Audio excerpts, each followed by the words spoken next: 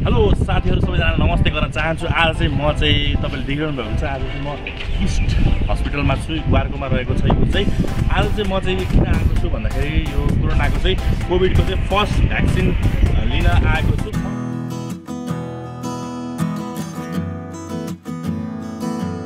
First dose लिन आएको छु। सो साथीहरु हाम्रो यस युट्युब च्यानलमा पहिलोचोटि भिजिट गर्दै हुनुहुन्छ भने पक्कै पनि यस भिडियोलाई लाइक गरिदिनु होला र यस्तै भिडियो हेर्नको लागि तल दिएको सब्स्क्राइब बटनमा सब्स्क्राइब गर्नु होला र अल नोटिफिकेसनको बटन थिचेर हाम्रो हाल्ने गरेको हरेक लेटेस्ट भिडियो हजुरलाई सर्वप्रथम आउनेछ। सो साथीहरु आज के कस्तो भयो भनेर चाहिँ मैले तपाईहरुलाई चाहिँ बताउने छु। पक्कै पनि यो भिडियोलाई अन्तिमसम्म हेर्नु होला। So let's go. सो साथीहरु आज चाहिँ ईस्ट हस्पिटलमा चाहिँ यो वार्कोमा रहेको छ, तपाईले देखिरहनु भएको छ ईस्ट शिक्षण अस्पताल है। यहाँ चाहिँ मैले चाहिँ आज चाहिँ कोभिडको फर्स्ट भ्याक्सिन लागेको छु र यहाँ कार्ड छ मसँग चाहिँ है। र यसमा चाहिँ सुरुमा चाहिँ मेरो चाहिँ बिपी चेक गरियो। बिपी 130/80 रहेछ, यो नर्मली ठिकै छ। त्यसपछि टेम्परेचर 97.3 फरेनहाइटको रहेको छ। अरू के लेख्नु भएको छ खासै बुझिनँ मैले, यो दुईटा कुरा मात्रै बुझेँ है। त्यसपछि यहाँ चाहिँ तपाईँ आउँदाखेरि चाहिँ तपाईहरुको चाहिँ नागरिकता हुन्छ कि ड्राइभिङ लाइसेन्स हुन्छ कि अथवा नागरिकताको फोटोकपी लिएर आउनु होला, किनभने त्यो भयो भने सजिलो हुन्छ। यहाँ रेकर्ड राख्नु हुँदो रहेछ, मोबाइल नम्बर पनि राख्नु हुँदो रहेछ। यहाँ चाहिँ तपाईँको 10 बजेदेखि चाहिँ त्यही 3-4 बजेसम्म चाहिँ भ्याक्सिन लाउनु हुँदो रहेछ। आज चाहिँ मैले चाहिँ कोभिडको चाहिँ फर्स्ट भ्याक्सिन लगाएको छु 8 अप्रिलमा 2021 मा है।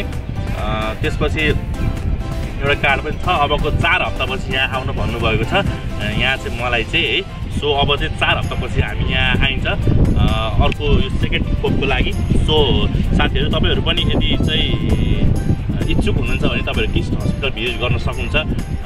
कोरोनाको यो कोभिड-19 को चाहिँ भ्याक्सिन लाउनको लागि तपाईहरुलाई थाहा नै छ। यो 2020 मा चाहिँ हाम्रो चाहिँ एकदम यो चाहिँ 2020 यो एकदम हाम्रो 2077 र 78 प्रोग्राम रहेछ यो हैन। हाम्रो चाहिँ एकदम ठुलो भएको थियो, महामारी लागेको थियो कोरोनाको। सो यस अभियानमा चाहिँ आज चाहिँ खोप कार्ड पाएर खोप पनि लाग्यो। सो त्यस्तो खासै केही पनि त्यस्तो भएको छैन, जस्ट नर्मलै छ है अहिलेसम्म चाहिँ। अब खै ज्वरो आउँछ नि भन्नुभएको छ, त्यो सुन्नमा आएको छ।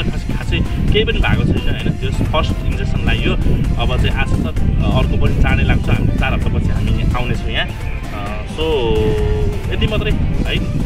हजुर साथीहरु आजको यो भिडियोमा यति मात्रै। साथीहरु यो भिडियो हजुरलाई कस्तो लाग्यो? यदि राम्रो लागेको छ भने पक्कै पनि लाइक गरिदिनु होला र अरू साथीलाई पनि जानकारी होस् भन्ने चाहनुहुन्छ भने पक्कै पनि धेरैभन्दा धेरै सोशल प्लेटफर्ममा सेयर गरिदिनु होला।